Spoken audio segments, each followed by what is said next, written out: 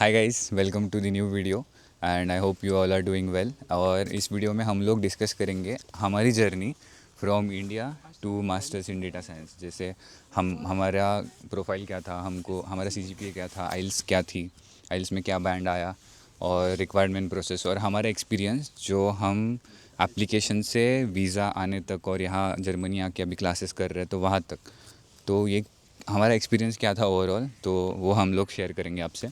So let's get started. So hi guys, my name is Rohit Mallade and I am from Solapur Maharashtra.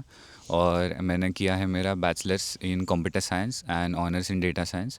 और bachelors में मेरी CGPA थी 9.7 और आइल्स में मेरा था ओवरऑल 7 बैंड्स। एंड मेरा था 1 साल का एक्सपीरियंस था। मैं 24 ग्रेजुएट हूँ और मैंने 6 मंथ्स एक कंपनी में काम किया था विच इज़ बैंगलोर बेस्ड। और मैंने एक स्विच भी लिया था मार्च में। तो उसके बाद I am here doing my masters in data science. और ओवरऑल मैंने अप्लाई किया था 10 यूनिवर्सिटीज़ को, जिसमें से मेरे को 4 एडमिट्स आए और एक सार ब्रूखन यूनिवर्सिटी थी सारलैंड की, उससे मेरे को अभी तक रिप्लाई नहीं आया था। सो दैट्स इट। और 4 एडमिट्स थे, एक था यूनिवर्सिटी ऑफ ट्रियर से, एक था यूनिवर्सिटी ऑफ पोट्सडैम, एक था पैडाबॉन यूनिवर्सिटी और एक था मार्बर्ग यूनिवर्सिटी से। मैंने उसमें से फिर पोट्सडैम और ट्रियर में से कन्फ्यूजन था, but I choose Trier over Potsdam because it's near to Luxembourg and more international jobs और वेल्दियस्ट कंट्री है लग्जमबर्ग, तो उसकी वजह से। और ट्रियर में कॉस्ट ऑफ लिविंग भी अच्छी होती है रादर, क्योंकि पोट्सडैम बर्लिन के पास में, तो ऑब्वियसली बहुत महंगा पड़ेगा। That was one reason. So will make a separate video on this also, but yeah this was my journey. Hi guys, this is Anushka and I'm from Kurukshetra, Haryana. So I've done BTech in Computer Science और I got 7 bands in IELTS and उसके बाद here I am. But overall मुझे 1 साल लग गया through the पूरा process में, क्योंकि the process was very long and मैंने अप्लाई किया था in 2 यूनिवर्सिटीज़ and बट मैंने चूज़ यूनिवर्सिटी ऑफ ट्रियर को किया क्योंकि यहाँ पे डेटा साइंस मतलब मैंने जितना सुना था कि it was good here, so I chose trier. या तो जो भी लाइक वीएफएस दिल्ली से, मतलब जिनका भी अपॉइंटमेंट वीएफएस दिल्ली से होगा, तो गाइस थोड़ा टाइम लग सकता है, टाइम कंज्यूमिंग है अपॉइंटमेंट के लिए। इट टुक मी 4 मंथ्स, तो थोड़ा टाइम लगेगा, बट हाँ तो टाइम लगेगा, बट पेशेंस रखना, क्योंकि मेरी पेशेंस टूट गई थी ऑलमोस्ट, बट इवेंचुअली मैं यहाँ पर हूँ तो सब हो जाएगा। और या सीजीपीए कितनी थी वो नहीं बताया? नहीं बताई मैंने सीजीपीए। नहीं बताया। और हाँ, मेरी सीजीपीए थी बीटेक में 8.45। Yeah so this was it. Continue हो रहा है क्या? हाँ। अच्छा। So hi guys, this is Harshul और मैं ऊना हिमाचल से हूँ और मैंने अपनी बीटेक 2023 में कंप्लीट करी थी इन सीएसई विद 8.5 सीजीपीए। उसके बाद I worked 2 years in Chandigarh and then I plan for my masters here in Germany. और मेरे को अप्रोक्सीमेटली 1 year पूरे प्रोसेस को लगा था, from the beginning, from IELTS to the visa. मैंने लास्ट इन 2024 अक्टूबर में स्टार्ट कर दिया था and I received my visa in September 2025। So और अप्रोक्सीमेटली मैंने 6 to 7 यूनिवर्सिटीज़ में अप्लाई किया था, पब्लिक यूनिवर्सिटीज़ में, और मेरे को सिर्फ ट्रियर से ऑफ़र लेटर आया। So here I am in trier. और बाकी everything is good, but accommodation की थोड़ी दिक्कत है। मेरी है, मैं सब लेट हाँ। हूँ। हेलो गाइस, मैं Amrita, I am from Bangalore और मैंने अपना बीटेक कंप्लीट किया in computer science engineering in 2023 और उसके बाद with a CGPA of 8.21 and उसके बाद मेरा 2 साल का वर्क एक्सपीरियंस है as a project manager and a data analyst in a manufacturing firm. और ओवरऑल मेरा आइल्स का बैंड था 7 एंड अभी मेरे को ऑलमोस्ट 8 months लगा पूरा प्रोसेस कंप्लीट करने के लिए। और मैंने 5 यूनिवर्सिटीज़ में अप्लाई किया था, तो I chose Trier because location काफ़ी अच्छी है and as the others said Luxembourg पास में है, काफ़ी ज़्यादा अपॉर्चुनिटीज़ है, लोकेशन काफ़ी अच्छा है। So that's it. Hello guys, Arpan है। आई एम फ्रॉम दिल्ली और मैंने बीसीए और एमसीए की है। बीसीए में मेरी 7.6 सीजीपीए थी और एमसीए में मेरी 8.5 सीजीपीए है। और उसके बाद 2024 में मैंने एमसीए कंप्लीट की फिर मैंने 9 मंथ एक IT सॉल्यूशन कंपनी में काम किया जिसमें मेरा रोल था AI डेवलपर। उसके बाद मैंने डिसाइड किया कि मेरे को AI में ही दोबारा स्पेशलाइजेशन करनी है। So I have decided to come to Germany. फिर मैंने 2024 दिसंबर में प्रोसेस स्टार्ट करा अपना बाय अप्लाइंग इन APS। उसके बाद फिर मैंने 12 यूनिवर्सिटीज़ के अंदर शॉर्टलिस्ट की जहाँ पे मैंने अप्लाई किया, इंक्लूडिंग डाटा साइंस कोर्स और AI वाले। फिर उसके बाद मेरे को 2 जगह से ऑफर लेटर आया, तो मैंने ट्रियर चूज़ की क्योंकि ट्रियर बिकॉज़ यहाँ पे थोड़ा एक स्मॉल सिटी भी है और थोड़ा पीसफुल लाइफ है। Second cheese near by Luxembourg है, तो जॉब अपॉर्चुनिटीज़ काफ़ी ज़्यादा मिल सकती है अगर स्किल्स होंगी हमारे पास। और तो ओवरऑल अभी तक अच्छा एक्सपीरियंस रहा है। 1 महीना हमें यहाँ पे आए हुए हो गया है। अभी तक एकोमोडेशन ही ढूंढ रहा हूँ, वो प्रॉब्लम है सबसे बड़ी, बट ठीक है, सब अच्छा जा रहा है। That's it. Okay, so now we have Brian also who will share his experience and his journey so far. Yeah, Brian. Hello all, I am Brian and I am from Una Himachal Pradesh as well. So मेरी CGPA bachelors में थी इन computer science 8 CGPA और मेरे IELTS में थे 7 bands. So I wanted to go further in my study, so I choose data science because I wanted to go in machine learning and deep learning and all. So I choose data science masters in to go in Germany and I applied in 8 universities and unfortunately I got acceptance from 2, but from those 2 I got choose Trier as it's a good location as well, the environment is good and it's also close to Luxembourg, so it's really peaceful to live here. And for accommodation it was easy for me, I got it from India itself, but for most of the students it's really tough, but yes, it's better to get accommodation from India itself. Brian को India में ही मिला था cons में, तो पहले हर्षल ने भेजा था, कॉन्स दूर था इसको मैंने छोड़ दिया था, तो पीटर ने तुमको मैसेज किया so he got that accommodation. But ठीक है, यहाँ पे एकोमोडेशन का थोड़ी दिक्कत है, बट नहीं है, बट हाँ, हाँ। अगर पहले से ट्राई करोगे। जैसे अभी मेरे को आके ऑलमोस्ट क्या आज 30 अक्टूबर है और मैं आया था 30 सितंबर, तो इट्स लाइक कंप्लीट 1 मंथ। तो मैं 1 मंथ सबलेट पे हूँ और ये अगला नवंबर भी सबलेट पे ही रहूँगा। सो और मेरे को अभी मंडे का और वेडनेसडे का 2 अपॉइंटमेंट मिली है फॉर अपार्टमेंट व्यूइंग, तो मिल जाती है। स्टार्टिंग में बस दिक्कत होती है, तो सीनियर से कांटेक्ट करके सबलेट वगैरह पे रह लेना। अभी यहाँ पे ये प्रॉब्लम है क्योंकि जो पुरानी बिल्डिंग्स थी उनकी रेनोवेशन चल रही है, दैट्स वाई थोड़ा टफ हो रहा है। अदरवाइज अकोमोडेशन ढूंढना is not that tough in this city, but अगर हम दूसरी सिटीज़ की बात करें वहाँ थोड़ा मुश्किल हो सकता है, बट इतना भी मुश्किल नहीं है। सो eventually you'll get the accommodation, so it's not that tough. जैसे अभी अनुष्का, अमृता, ब्रायन और हर्षल, तो इन चारों को मिल गया अपार्टमेंट, सिर्फ मेरा और हर्षुल का रह गया। कल फाइनल हुआ भाई, कांग्रेचुलेशन इसका फाइनल है। अर्पण का दिसंबर से फाइनल हो गया है, तो मिल जाता है, ऐसा कोई इतना हार्ड नहीं है, बस आके थोड़ा हाथ पैर मारना पड़ता है। हाँ वही, क्लैनेंजाइगन तो बेस्ट ऑप्शन क्लैनेंजाइगन होगा, बट वही है कि अगर तुम इंडिया से ही सर्च कर रहे हो तो क्लैनेंजाइगन पे तुम्हारा अकाउंट नहीं बनेगा क्योंकि तुमको जर्मन नंबर चाहिए। क्योंकि जैसे मैं वेगे पे अप्लाई करता था, वेगे गेजुक्ट, वहाँ से आते थे रिप्लाईज, बट वो कन्वर्ट नहीं होते थे कि ले लो। मैंने वेगे से मेरे को 2 ऑनलाइन व्यूइंग का अपार्टमेंट का था, बट दोनों ने नहीं दिया, तो यहाँ पे मैं आते ही क्लैनेंजाइगन पे अकाउंट खोल लिया। तो जैसे ही अपन जर्मन में अगर टेक्स्ट भी करते हैं तो वो लोग फटाफट से रिप्लाई भी देते हैं, तो क्लैनेंजाइगन सबसे अच्छा है जितना भी अभी अपन ने एक्सप्लोर किया, इमो स्काउट, इमो वेल्ट और वेगे गेजुक। And you also get so much free stuff from that app. Where Schengen section से, Yeah. तो वो भी है। एक और चीज़ ऐड कर देते हैं कि don't go for the okay, so I mean you guys can apply everything yourself, apply to the universities, check on dot website और other websites, official German websites. You don't need to go for agents और something, you can do everything, whole process yourself, so that's easy process. Just Yeah, guys. हाँ, जैसे मैंने counsellor के through किया था और हर्षुल ने भी काउंसलर, अनुष्का ने भी काउंसलर, नहीं, I didn't. अमृता। मैंने बीच में I discontinued with Like me, Amrita and Arpan और Brian. Like Yeah, we तो- have done by ourselves. हाँ। हमने किसी का हेल्प नहीं लिया, बहुत इजी प्रोसेस है। It's just you have to put your तुम्हारे पास time था। documents.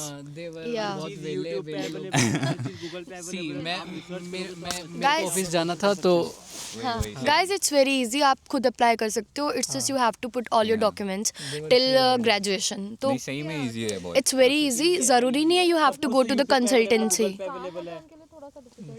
जिसके पास मतलब हुआ वर्किंग, उनके लिए थोड़ा सा टफ हो सकता है। अब यहाँ पे इससे पहले अदरवाइज आप खुद कर सकते हो, इतना टफ नहीं है। तो हाँ, थोड़ा टाइम कंज्यूमिंग है, बट खुद कर सकते हो because not to spend that much money on the consultancy, I would say. So it's better to do by yourself. It's quite easy. And अगर आपको कुछ भी problem आती है, किसी को apply करना है, so we all are here. Yeah, you can. Point मैं मेंशन Yeah, कर देता हूँ please. कि अगर आप किसी कंसल्टेंसी को फ़ी पे करोगे तो वो आपको यही कन्विंस करते हैं कि प्राइवेट यूनिवर्सिटीज़ के अंदर एडमिशन लो, वो पब्लिक की तरफ आपको लेके नहीं जाएंगे। अगर आपकी प्रोफाइल कितनी भी अच्छी हो, वो आपको एक ही चीज़ पे कन्विंस करेंगे कि आपकी प्रोफाइल ख़राब है और आपको प्राइवेट में जाना चाहिए। तो वो चीज़ तो मत ही करना और खुद ही चीज़ें करो। यूट्यूब पे, गूगल पे बहुत चीज़ें ग्रुप्स होते हैं जहाँ पे आप जाके डाउट पूछ सकते हो अपनी चीज़ों पे, तो सब कुछ हो जाएगा ईजिली। मैं बताता हूँ। You can also write Okay. down in comments, ना? मैं We can बताता हूँ reach. ना, अरे सुन लो Yeah. यार। Okay, so guys I like reached out to consultancies and इसमें क्या था, बिकॉज आई वाज वर्किंग, मेरे पास इतना टाइम नहीं था कि मैं पूरी यूनिवर्सिटी शॉर्ट लिस्ट करूँ और SOPs एंड ऑल दैट। तो I do have that in mind कि मेरे को कौन सी यूनिवर्सिटीज़ में जाना है। तो मैं मेरी कंसल्टेंसी और एजेंट्स के साथ ये बात पहले से थी कि I will tell you the universities and आप मेरे को सामने से उनकी डेडलाइंस या उनकी जो भी रिक्वायरमेंट्स हैं वो सारा कुछ बताइए और जिसमें मैं अप्लाई कर सकता हूँ या नहीं कर सकता। एज अर्पन सेड कि हाँ वो प्राइवेट की तरफ फोर्स करते हैं, but my main motive was कि मुझे पब्लिक में ही जाना है। तो I suggested them and in back they also told me कि okay these public universities are better as for your profile. तो और आपको एक कंप्लीट चेक भी रखना पड़ेगा, सब कुछ एजेंसी पे मत छोड़िए। मतलब वेन एवर दे अप्लाई तो उनसे रेगुलर अपडेट्स लेते रहिए। और क्योंकि मेरे से ऐसा था कि जब भी वो अप्लाई करते थे SOP जो भी होती थी वो मेरे को भेजते थे एंड मेरी वेरिफिकेशन या एक बार मैं रीड कर लूँ उसके बाद ही वो आगे कंटिन्यू करते थे। तो प्लीज़ कीप अ चेक अगर आप एजेंसी को भी रीच आउट कर रहे हो, अदरवाइज इतनी भी बुरी नहीं होती यार। अनिश एग्जांपल दे भाई, अनिश वाला एग्जांपल दे, अटका हुआ है अभी तक। हाँ वो But आपको deadlines का तो ध्यान रखना। सिमिलर टू हर्षल, मैं भी वर्किंग प्रोफेशनल थी। तो 2 years आई वर्क एंड मैं रोज़ 8 बजे घर आती थी from office. It was very difficult to shortlist the universities.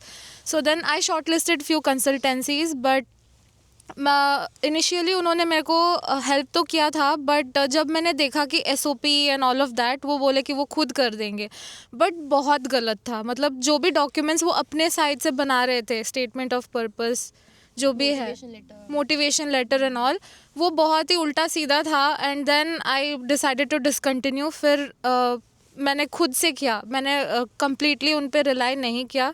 Payment वगैरह हो गई थी। तो I would suggest to not go for a consultancy, have a clarity. ये तो है। और जैसे सही में हम 9 to 5 करके आते थे 8 बजे तक के घर पे, तो नहीं होता है वो।